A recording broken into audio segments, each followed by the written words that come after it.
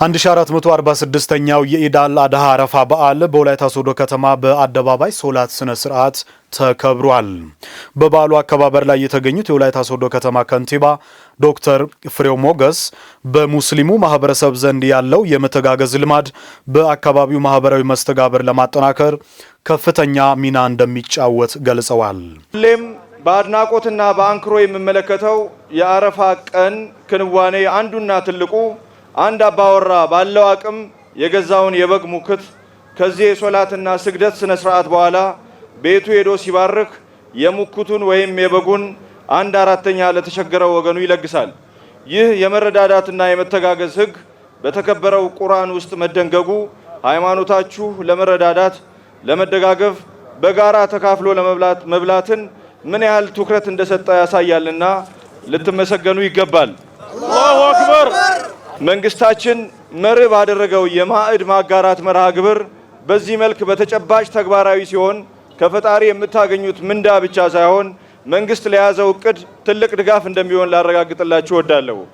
አላሁ አክበር። የዛሬው በዓል በኢብራሂምና በኢስማኤል መሃል የነበረው ጽናት፣ እምነት፣ ለፈጣሪ ትእዛዝ ያለምንም ቅሬታ መታዘዝን በግልጽ ያሳዩበት ቀን በመሆኑ እናንተም ላለፉት 10 ቀናት በጾም በጸሎት በማሳለፋችሁ ጸሎታችሁ የሚሰማበት ምእመናኑ የሚባረኩበት ለሀገራችንም ሰላምና እድገት ብሎም ስኬት እንደሚሆን ተስፋ አደርጋለሁ። አላሁ አክበር። በመጨረሻም ከዚህ ቀደም እንደምናደርገው ሁሉ የከተማ አስተዳደሩ ከመቼውም ጊዜ በበለጠ ለምታቀርቡት ህጋዊ ጥያቄ በልዩ ሁኔታ እየመለስንና በቀጣይም ለመመለስ ዝግጁዎች መሆናችንን ላረጋግጥላችሁ እወዳለሁ። የወላይታ አካባቢ ሸሪዓ ፍርድ ቤት ቃዲ ኡስታዝ ጆሃር ሐሚድ የሐጂ ስነ ስርዓት የሚካሄደው በዚሁ የኢድ ወቅት መሆኑ በዓሉን ለየት እንደሚያደርገው ገልጸዋል። ኢዱ ምንድነው ያለው ትርጓሜ ሲባል እንደሚታወቀው ህብረትን ነው የሚያሳየው። ኢድ ስንሰግድ አንድ ቦታ ሰብሰብ ብለን እንደው ሜዳ አካባቢ ወጥተን እያከናወንን ነው ያለነው። ይሄ የሚያሳየው ምንድነው ሙስሊሞች በህብረት ሁሉ ጊዜ ሁሉ ነገራቸውን በህብረት እንደሚተገብሩና በህብረት እንደሚያምኑ የሚያሳይ ነው።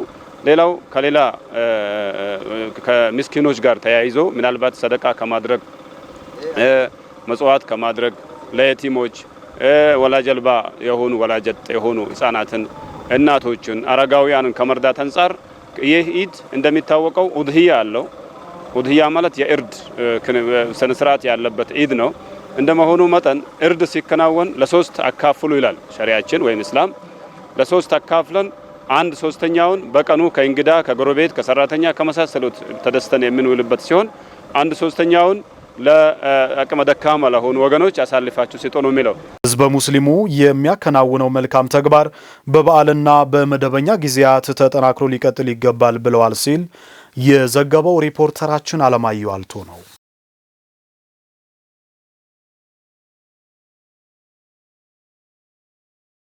የኢድ አል አድሃ አረፋ በዓል የሚያስተምረን መተዛዘንን ያለው ለሌለው የሚያካፍልበት የእርድ ስርዓት ሲደረግ አቅም የሌላቸው ወገኖችን በማሰብ ተካፍለን የምንበላበት በዓል በመሆኑ ማንኛውም የእስልምና ሃይማኖት ተከታይ ይህንን የማድረግ ግዴታ አለበት ሲሉ የወላይታ ሶዶ ከተማ የእስልምና ሃይማኖት ተከታዮች ተናግረዋል። ነቢዩ ኢብራሂም ልጁን እንዴት አድርጎ መስዋዕት እንዳደረገ ከዛ ተንተርሶ የመጣ ነው። ለዛ በዓል ነው ዋናው ትልቁ ነገር እና ይሄን በተመለከተ ምንድነው ማድረግ ያለብን? እኛ ሙስሊም የሆኑ ሰዎች ማንኛውም ነገር የምናደርገውን ለሌላው መስዋዕትነት መሆን እንዳለብን ነው ይሄ የሚያስመሰክረው ማለት ነው። ትልቁ ነገር ምንድነው? እስላም በመስጠት ነው የሚታወቀው፣ በመስጠት እንጂ በመቀበል አይደለም። በቃ ባለው አካባቢ ያለውን ሰው አንድ ዳቦ ቢሆን ላለው አካባቢ ለሶስት አካፍል ይላል ህጋችን። ብቻዬን አትመገብ ይላል ነቢያችን ይላል ሰለላሁ ዐለይሂ ወሰለም። ነቢያችን በሚያዘው መሰረት ነው መፈጸም ያለብን። ሃይማኖት ታዛዥነት ነው። ሃይማኖት ቀናኢነት ነው። ሃይማኖት ጀስት አባቶችን እናቶችን ሪስፔክት ማድረግ ነው። ብዙ አይነት ትርጓሜ ልንሰጠው እንችላለንና ዞሮ እምነት ማለት ሃይማኖት ማለት ጀስት ብዙ አይነት ትርጓሜ ሊሰጠው ይችላል። ከዛ አንፃር ብዙ አይነት መልእክት አለው።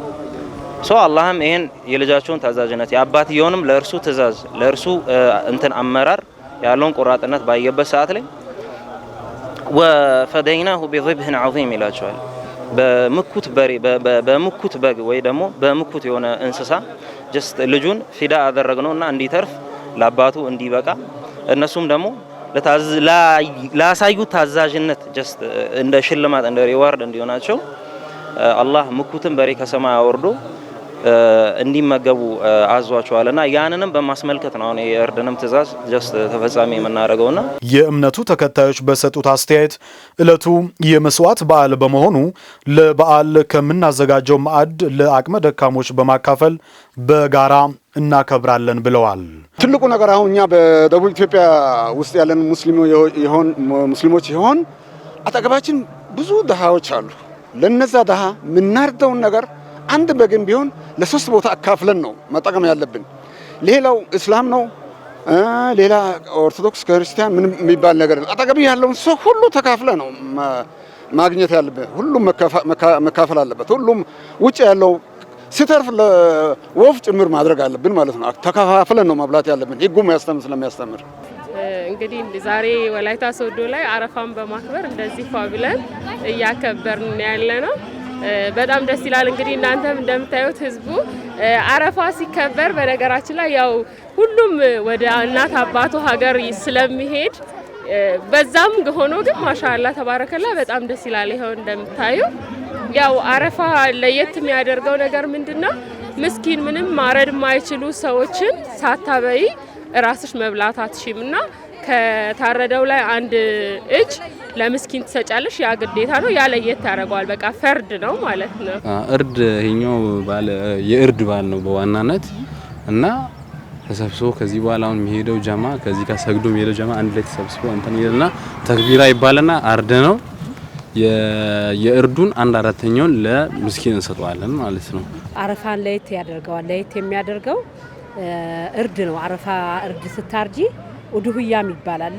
3 እጅ ተካፍለው ለምስኪን ይሰጣል። የቀረችው ናት ወደኛ የምትገባው። ያ ከሌላው በዓል ለየት ያደርገዋል። ምስኪኑን ቀድመን አብልተን ነው ለራሳችን የምንበላው። ከዚያም ባለፈ ከሌሎች የእምነት ተከታዮች ጋር በጋራ በመተሳሰብ በመከባበር ሀገራችን ካለችበት ሁኔታ እንድትወጣ ለፈጣሪያችን ሶላት በማቅረብ በዓሉን እናሳልፋለን ሲሉ ገልጸዋል። የዘገበችው ባልደረባችን ቤተልሔም አብርሃም ናት።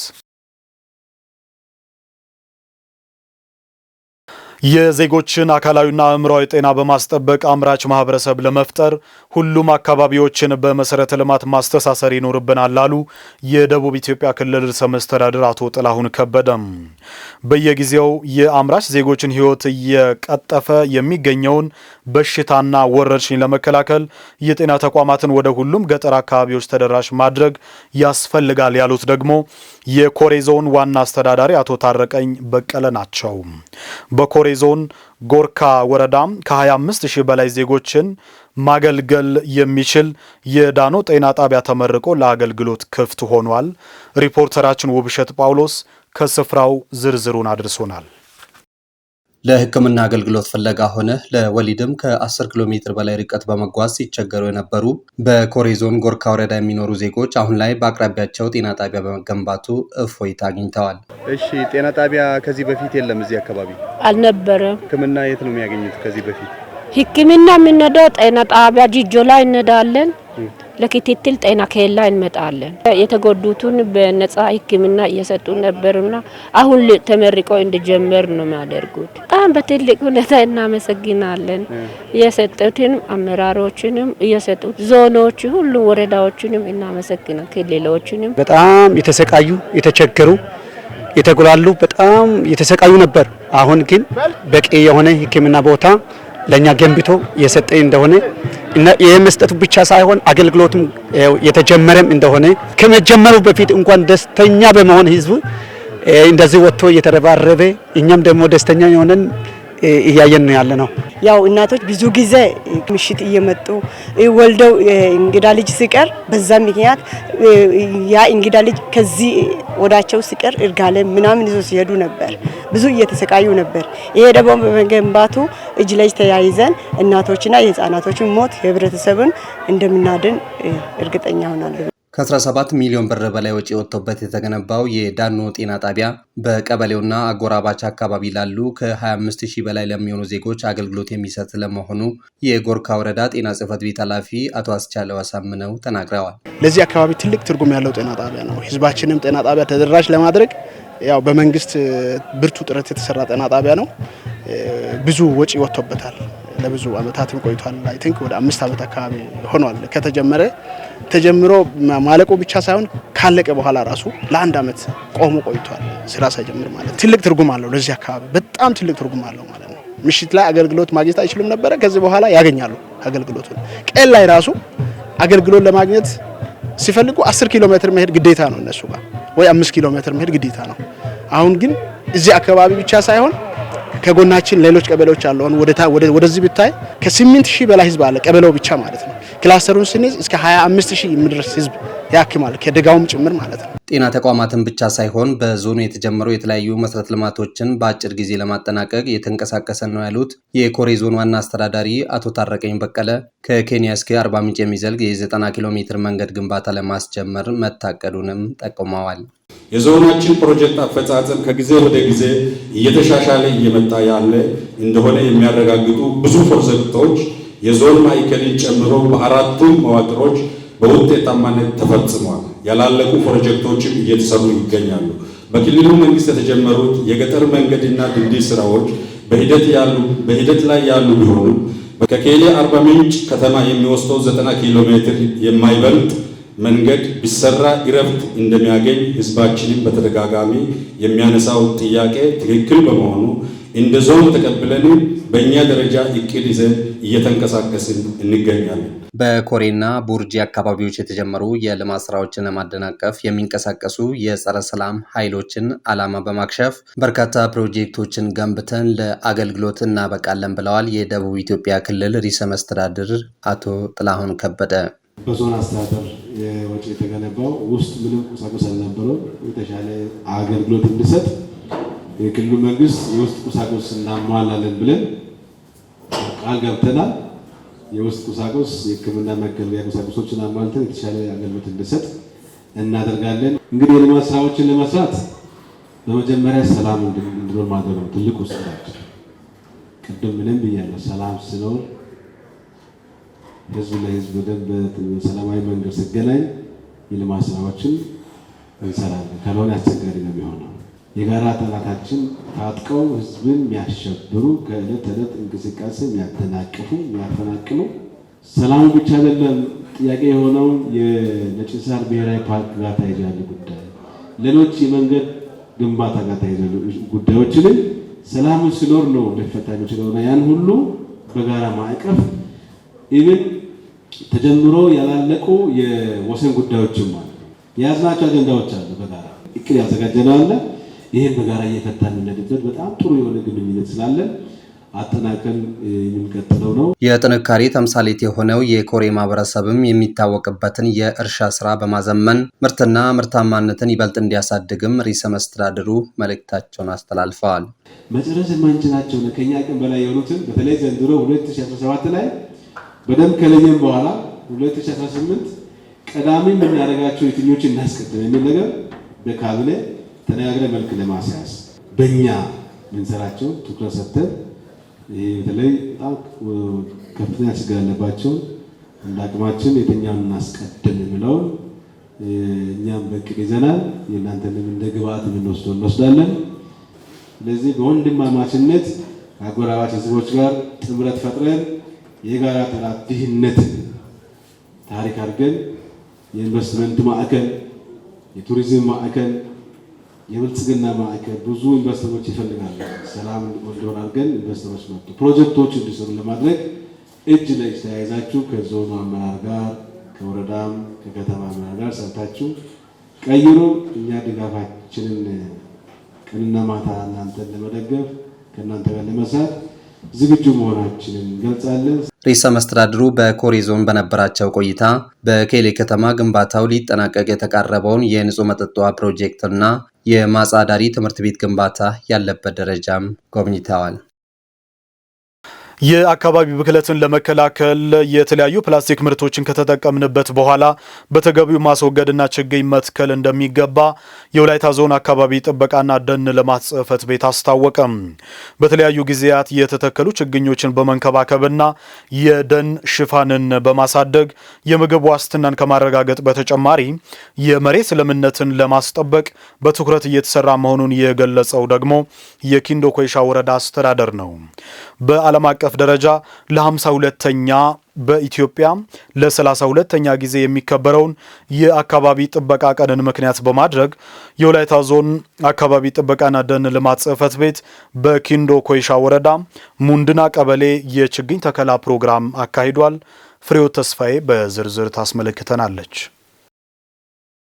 በአፈርና ውሃ ጥበቃ ልማት በተሰራው ስራ ከዚህ ቀደም የነበረው የአየር ንብረት ተቀይሮ በአካባቢያቸው የተሻለ አየር ማግኘታቸውን የሚናገሩት በኪንዶ ኮይሻ ወረዳ የሙንደና ቀበሌ ነዋሪዎች በዘርፉ ተጠቃሚ ስለሆንን ለተተከሉት ችግኝ አስፈላጊውን እንክብካቤ እናደርጋለን ብለዋል። ከዚህ በፊት ችግኝ ተክለን ጥሩ አየር በአካባቢያችን አግኝተናል።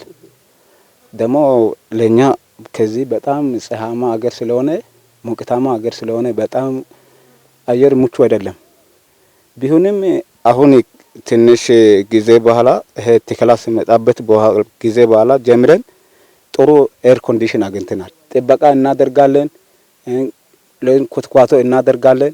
ቶክዶ አታክልቲያ ኑንካ ቶክዲ አለማ እስዲ ከስዶጋን ካሴ ወንታ መሬታ ሞክዳ ሚታይ ዲያጋራካ ችግኞችን ተክለን በተፈጥሮ የበቀሉትንም ጠብቀንና ተንከባክበን ብዙ ጥቅም አግኝተናል። የመሬት ለምነት እንዲጨምር ማድረጉን አይተንና በዛም ተጠቅመን ከብቶች እንዳይገቡ ዘበኛም ቀጥረን ማስጠበቅ ከጀመርን ወዲህ የአየር ንብረት ለውጥም አግኝተናል። ለከብቶቻችንም ሳር ተጠቅመናል። ሚዛው ከጋግዶ ማታ ከቡጭ ጎእቲዳ ቶክቶ ፑቲያ ሲማ አዋይ ቲኮኒ አይነኒ ሲማ ሳለፔ ናገት ያባጎዲ በጋላሳኒ ፀሐይ ቢሆንም ወቅቱ አሁን የተተከሉ ችግኞችን ከከብትና ከሰው ንክኪ መጠበቁ የኛ ኃላፊነት ነው። ያን ብቻ አይደለም፣ ችግኞች ጸድቀው ለፍሬ እስኪበቁ ድረስ እንከባከባለን። ሲንታን ወቀስ እንክብካቤ ቃጣለዚ ዛሬ ከጤሌባ ወረዳው ቆላማ በመሆኑ የተለያዩ ችግኞችን በመትከልና ተገቢውን እንክብካቤ በማድረግ እንዲሁም የደን ልማትን በማሳደግ የአካባቢውን ስነ ምህዳር ለመቀየር እየተሰራ ነው ተብሏል። ችግኞችን በየወቅቱ ክፍት ቦታዎቹን ላይ እየተከለን እየሸፈነ የመጣንበት አሁን ዛሬ ያደረግነው የዓለም አካባቢ ቀን በማስመልከት እዚህ የተደረገው አንዱ መርሃ ግብር ችግኝ ተከላም እሱን ክፍት ቦታዎችን በመለየት ችግኞቹን ጉርጋድ በማዘጋጀት ችግኝ በማጓጓዝ እዚህ ህዝቡ ጋር በተማቅ ሁኔታ እየተከለን ቀኑን እያከበረን የመጣንበት ሁኔታዎች አሉና ይሄ ስራ ደግሞ በተመሳሳይ መልኩ ሁሉም ቀበሌያት ሁሉም ተመሳሳይ ሁኔታ ባሉ ቦታዎች ላይ ተከላው ሲደረግ የመጣበት ሁኔታዎች አሉ። ተጠብቆ እንዲቆይ እንዲለማ የማድረግ ስራዎቹ የሚቀጥሉና በቀጣይነት ደግሞ ህዝቡም ቢሆን ባለማው ልክ በጠበቀው ልክ ጥቅም እንዲያገኝ በዛ ጥቅሙ መነሻ ደግሞ ሰውን አካባቢው እየቀየረ እንዲሄድ እየጠበቀ እንዲሄድ የማድረግ ስራዎቹ የሚቀጥሉ ይሆናል። እነዚህ ደኖች በህዝብ ተሳትፎ የለሙ ናቸው። አሁንም ደግሞ በህዝብ እየተጠበቁ ያሉ ናቸው። ከዚህ ጋር ተያይዞ እነዚህ የለሙ በህዝብ የለሙ ደኖችን በወረዳ ደረጃም በቀበሌም ደረጃ በምክር ቤት ጸድቆ ህግ ወጥቶለት ማንም እዛ አካባቢ ደንን የሚጎዳ ማንኛውም ነገር እንዳያደርግ ህግ ወጥቶ ህግን ጥሶ የተገኙትን ደግሞ ወደ ህግ አቅርበን እያስተማርን ያለንበት ሁኔታ ነው ያለው። የለሙ ደኖች ደግሞ ሰርቲፋይ ተደርጓል። ኦሬዲ ለነሱ ሰርቲፊኬት ተዘጋጅቷል። የአካባቢ ጥበቃ ላይ በትኩረት ሲሰራና ሲጠበቅ ከከርሰ ምድር ውሃ በማፍለቅ የመሬት ለምነቱ ተጠብቆ ምርታማነትን ለመጨመር እንደሚያስችል የጠቀሱት የወላይታ ዞን አካባቢ ጥበቃና ደን ልማት ጽሕፈት ቤት ኃላፊ አቶ መርክኔ ማለዳ አካባቢያችንን ከብክለት ለመጠበቅ የተተከሉ ችግኞችን መንከባከብና ደን ልማት ጥበቃ ሊደረግ እንደሚገባም አሳስበዋል። የአካባቢ ብክለት ላይ ያሉ በርካታ የብክለት አይነቶች አሉ።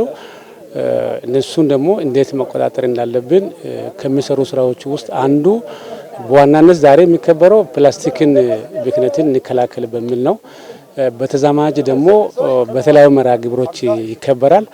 እኛ ደግሞ በጣም የተጓጡና የተጎዱ ቦታዎችና ችግኝ በመትከል በኪንዶ ኮይሻ ዛሬ ከኢትዮጵያ ወርልድ ቪዥን ጋር በመተባበር እያከበርን ነው ያለነው። የአካባቢ ብክለትን አርሶ አደሩን በማሳተፍ የአካባቢ ጥበቃና እንክብካቤ በማድረግ ደኖችን በመትከል የተተከሉ ደኖችን በመጠበቅና በመንከባከብ ከጉዳት ነጻ በማድረግ አካባቢ መጠበቅ ይቻላል። አካባቢ ሲጠበቅ ደግሞ የመሬት ለምነት ይኖራል። የከርሰ ምድርና የገጸ ምድር ውሃ መጠን ከፍ ይላል።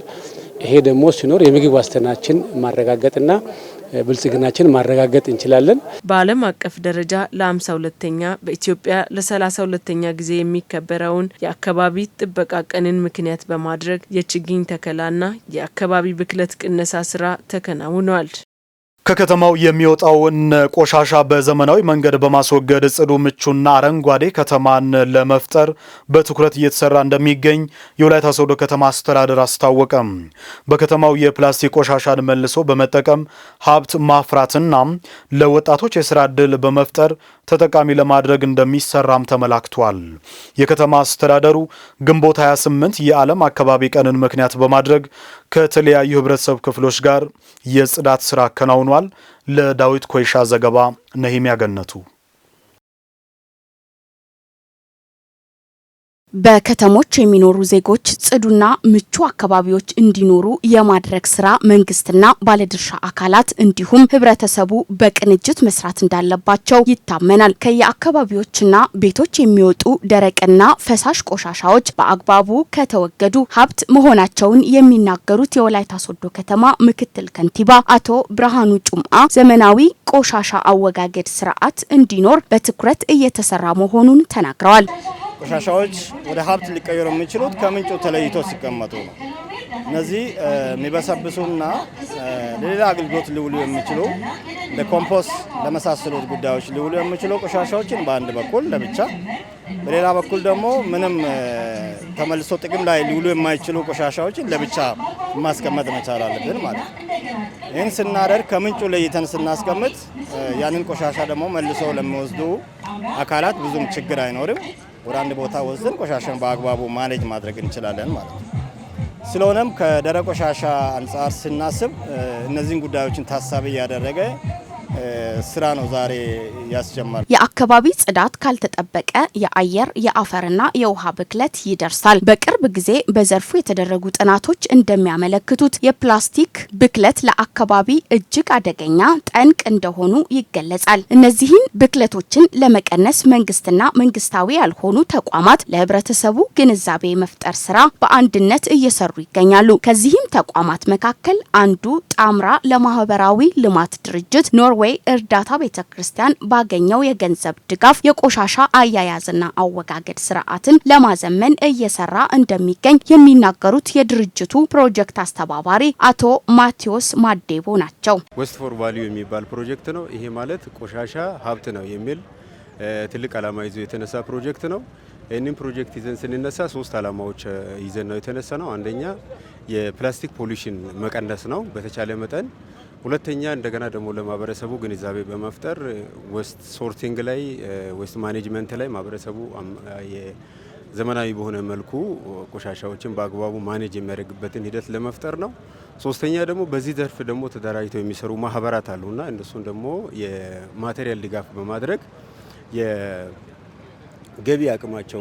የገቢ አቅማቸው እንዲጨምር ማድረግ ነው። ኦልሬዲ ያው ከስራ አጥነት የስራ አጥ ቁጥር ቅነሳ ጋር ተያይዞ በርካታ ጠቀሜታ ያለው ፕሮጀክት ነውና ለበርካታ ወጣቶች፣ ለሴቶች፣ ለተጋላጭ ወጣቶች ስራ እድል የሚፈጥር ፕሮጀክት ነው። የፕላስቲክ ሃይላንዶች ብክለት አደገኛ ሲሆን በውሃና መሬት ውስጥ ከ200 እስከ 400 ዓመታት ምንም ሳይበሰብስ መቆየት እንደሚችል ይናገራል። በሀገር አቀፍ ደረጃ 23ኛ ጊዜ የፕላስቲክ ብክለት እንከላከል በሚል መርህ ቃል የሚከበረው የጽዳት ስራ የተሳተፉ የማህበረሰብ ክፍሎች የደረቅና ፈሳሽ ቆሻሻዎች በአግባቡ ለይቶ ማስወገድና ማስቀመጥ ባህል ማዳበር እንዳለባቸው አሳስበዋል። ፕላስቲክ የሚባለው የሚበሰብስ አይደለም። የማይበሰብስ በመሆኑ ለአፈርዋ ወይም ለመሬቱ ብክነትን ይመጣል።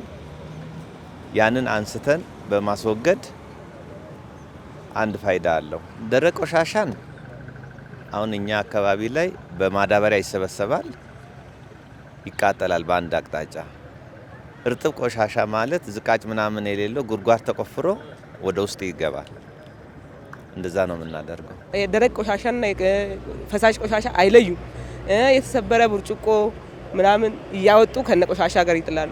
እሱን ለመለየት በጣም እኛን ያስቸግረናል እና ደግሞ በመኪና የሚጭኑ ሰዎች በጣም እየተቸገሩ ነው።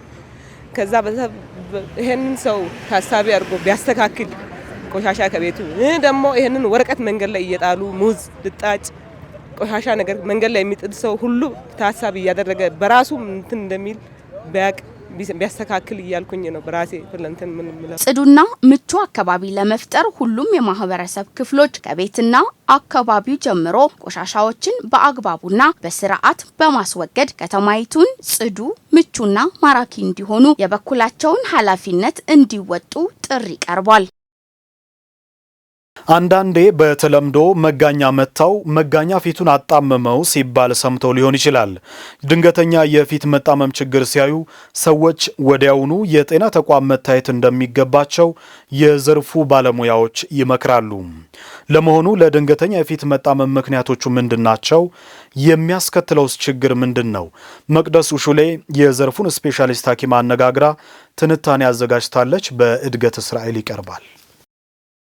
የሰዎች ድንገተኛ የፊት መጣመም በሽታ በብዙዎች ላይ የሚከሰት ድንገተኛ በሽታ ቢሆንም ሰዎች በሽታ ያጋጠማቸውን እርግማንና የውርስ ኃጢአት ውጤት ወይም መጋኛ መታው በማለት ሲያሙ ይስተዋላል። ይሁን እንጂ የበሽታው መከሰት ምክንያት ይህ እንዳይደለ የጤና ዘርፍ ጥናት ያሳያል። ስለ በሽታው ምንነት የጠየቅናቸው የጥርስ፣ የአፍ ውስጥ፣ የመንጋጋና የፊት ቀዶ ጥገና ሕክምና ስፔሻሊስት ዶክተር ልደቱ አፈወርቅ በሕክምናው ቋንቋ የበሽታው ምንነት ያስረዳሉ።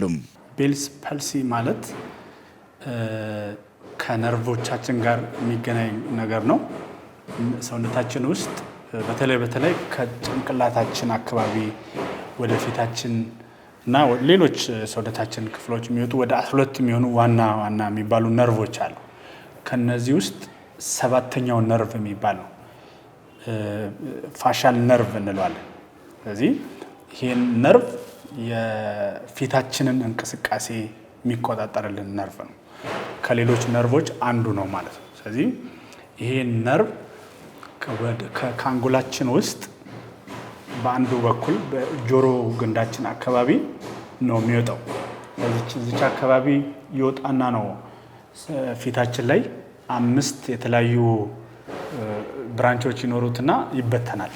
ስለዚህ ከ5ቱ አንዱ ወይ ወደ አይናችን ወይ ወደ ጉንጫችን አካባቢ ወይ ወደ ጥርሳችን ወይ ወደ አንገታችን ፊታችን ከሚሄዱ ከ5ቱ አንዱ ጋር ቢጎዳ ወይ ሳይወጣ ወደ ከአንጎላችን ውስጥ ሳይወጣ ሊወጣ አካባቢ ባለበት አካባቢ ቢጎዳ ወይ አንጎላችን ውስጥ የሆነ ቦታ ላይ ቢጎዳ ቤልስ ፓልሲ የሚባል መለስተኛ የፊት መጣመም ሊገጥመን ይችላል ማለት ነው። ዶክተር ልደቱ ለዚህ በሽታ ድንገተኛ የሆነ በአንድ በኩል የፊት ነርቭ መድከም ማለትም መስነፍ፣ የጉንጭ በአየር ለመሙላት መቸገር፣ የአንድ አይን አለመክደን፣ የምራቅ መዝረክረክና ሌሎች የህመም ስሜቶች ለበሽታው ዋነኛ ምልክቶች ናቸው ይላሉ። አንደኛው መጨፈን ያቅተዋል። አንደኛው አይን ያያል፣ አንደኛውን መጨፈን ያቅተዋል። ምክንያቱም ነርቭ ያንን እንዲጨፍን የሚያዝ ነርቭ ስለተጎዳበት ነው። ሌላኛው ደግሞ አንዳንዴ ማድረግ አይችልም።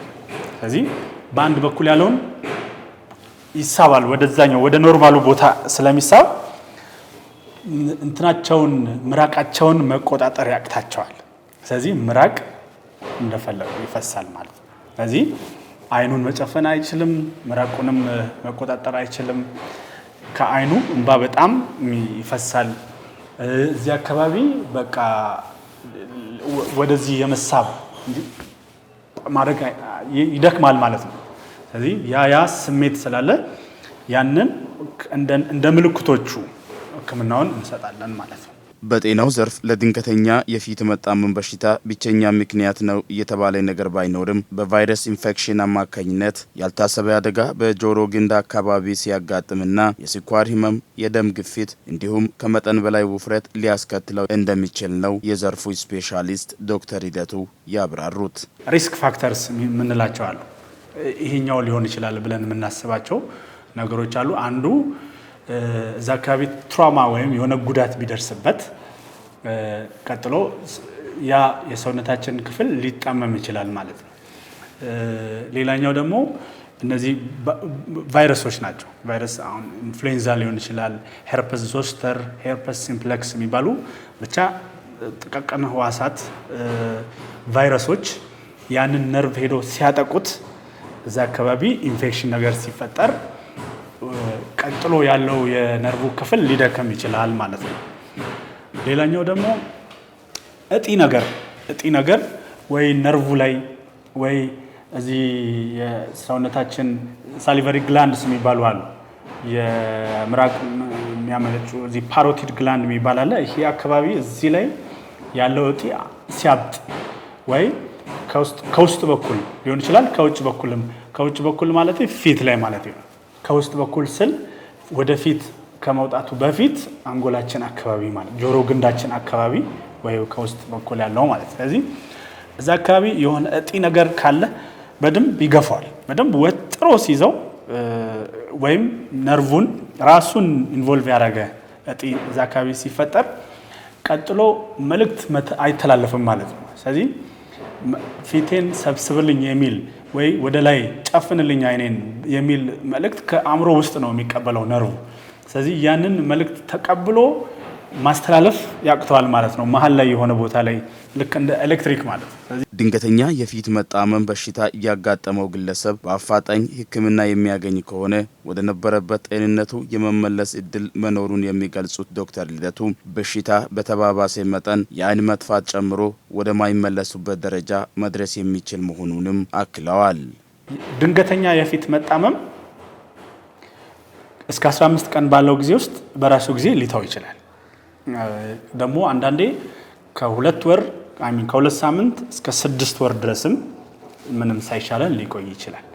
አንዳንድ ጊዜ ደግሞ ፐርማነንትሊ እስከ መጨረሻው ድረስ ሳይሻለን ሊቆይ ይችላል ማለት ነው።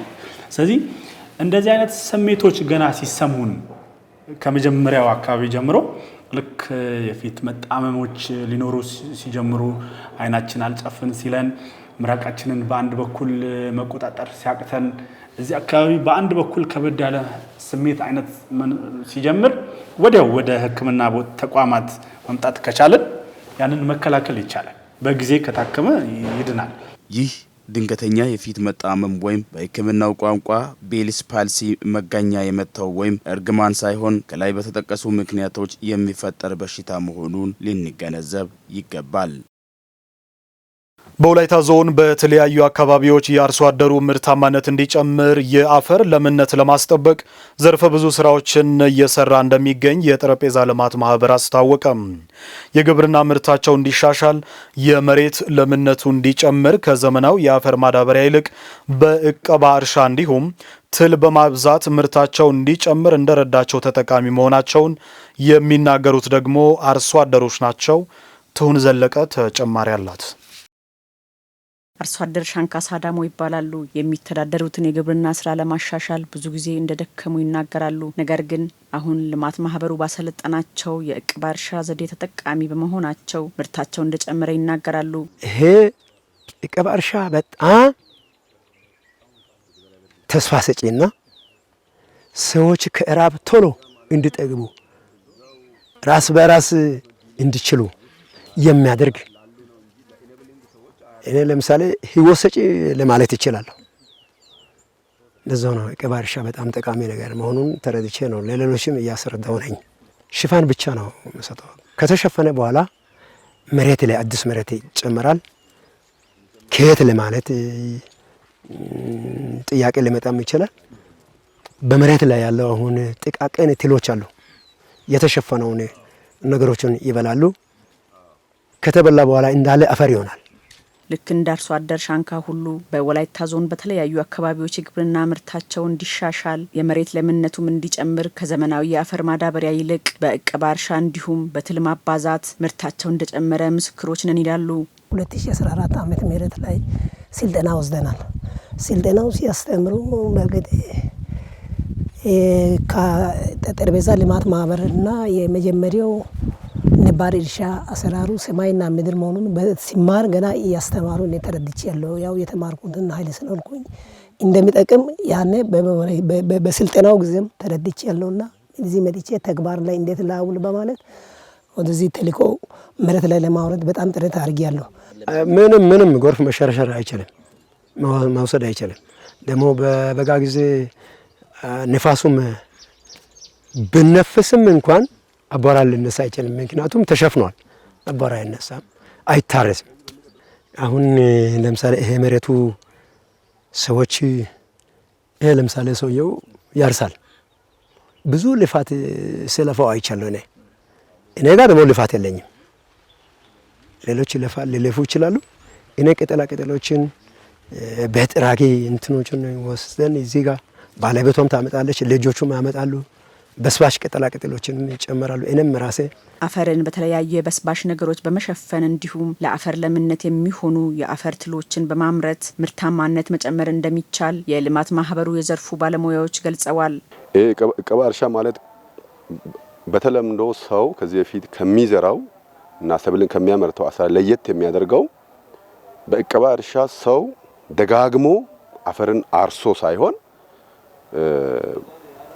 የተለያዩ ሊበሰብሱ የሚችሉ የሰብል ተረፈ ምርቶችን ደግሞ ሊበሰብሱ የሚችሉ የተለያዩ ቅጠሎችን አፈር ላይ በማልበስ እነኛ ቅጠላቅጠሎችና የሰብል ተረፈ ምርቶች ከበሰበሱ በኋላ አፈር ላይ የኦርጋኒክ ማተር ኮንተንት እንዲጨምር የተለያዩ ደግሞ ለሰብል ምርታማነት አስፈላጊ የሆነ እጅግ ጠቃሚ የሆኑ ንጥረ ነገሮች እንዲጨምሩ ስለሚያደርግ ያ አፈርን ሸፍኖ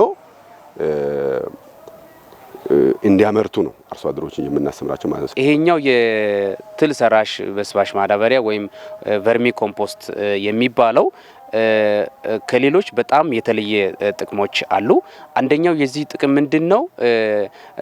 አርሶ አደሮች ብቻ ሳይሆኑ ሌሎችም ይህንን መስራት ይችላሉና እነዚህ አጠቃላይ የሚሰራው ከአካባቢ ካሉ ግብዓቶች በመሰራቱ ምንም ብዙ እየገዙ የሚጨነቁበት ወጪ የሚያወጡበት ነገር አይኖርም ከትል በስተቀር። ባለሙያዎቹ አክለውም ይህ ዘዴ አርሶ አደሩ ምርትን ለመጨመር ለአፈር ማዳበሪያ የሚያወጣው ወጪ ከመቀነስ አንጻር ያለው ጠቀሜታ ከፍ ያለ ነው ይላሉ። ዘመናዊ ማዳበሪያ ለአሁኑ ምርታማነት ብቻ ያገለግልና በዘለቄታ ለአፈሩ የሚሰጠው ጥቅም አነስተኛ ነው እና ከዛ የተነሳ ምንድነው እቀባ እርሻ አርሶ አደሮች ከዚህ በፊት ከሚጠቀሙት ዳፕ ያነሰ ከዚህ በፊት ከሚጠቀሙት ዩሪያ ያነሰ እንዲጠቀሙ ያግዛል። አብዛኛውን ሰው ሰራሽ ማዳበሪያ በውስጡ ወይ አንድ ወይ ሁለት ንጥረ ነገር የያዘ ነው።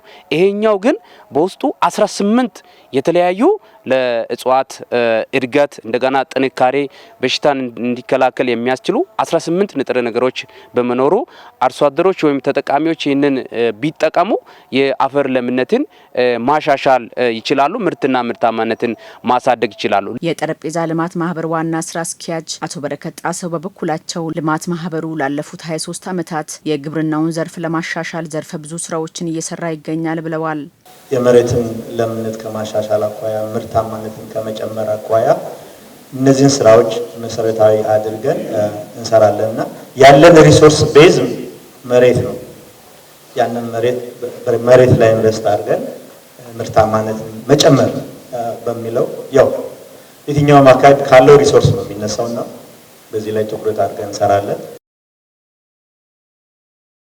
በዘንድሮው የትምህርት ዘመን ከ500 በላይ ተማሪዎችን በሀገር አቀፍ ፈተና ለማስፈተን ዝግጅት ማድረጉን በወላይታ ዞን ኪንዶ ዲዳ የወረዳ ትምህርት ጽሕፈት ቤት አስታወቀም። በዘንድሮው የ12ኛ ክፍል ሀገር አቀፍ ፈተና አመርቂ ውጤት ለማምጣት ቅድመ ዝግጅት ማጠናቀቃቸውን የሚናገሩት ደግሞ ተማሪዎች ናቸው። መለሰ ኦልኮ በትንታኔ ያስመለክተናል።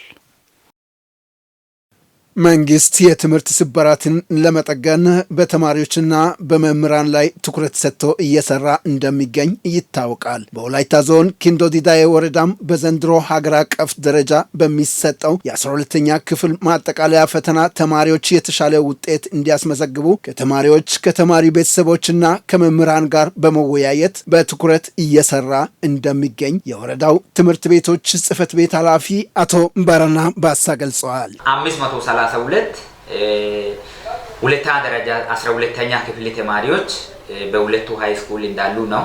በአጠቃላይ የመማር ማስተማር ሁኔታ እንደ ዘንድሮ በጥሩ ሁኔታ ተከናውኖ ፈተና ቅድመ ዝግጅቱ ከዚህ በፊት ኩረጃም አዝማሚያ ነበረ። ያ ሁሉ ተቀርፎ ከዚህ በኋላ ምንም አይነት ፈተና ኩረጃ እንደሌለ ከዛ አባዜ የተላቀቁ ዜጎችን ለማፍራት በቀደም ብለን ከዚህ በአንደኛ ሴሜስተርም በሁለተኛም ከተማሪ ቤተሰብም ከወላጅም በሰፊው ተወያይተናል። ለተማሪዎች የሚያስፈልጋቸውን ቁሳቁስ በማሟላትና ተማሪዎች በአእምሮ እንዲነቃቁ በማድረግ በእውቀት የበቁ ሀገር ተረካቢ ዜጎችን ለማፍራት በትጋት እንደሚሰራ የተናገሩት ደግሞ የአላለ ሁለተኛ ደረጃ ትምህርት ቤት ርዕሰ መምህር አቶ ኢያሱ ጨመሳ ናቸው። ተማሪዎቻችን በአጠቃላይ ከ2017 12ኛ ክፍል የሚፈተነው በተፈጥሮ ሳይንስ 159 ተማሪዎች እና በማህበራዊ ሳይንስ 201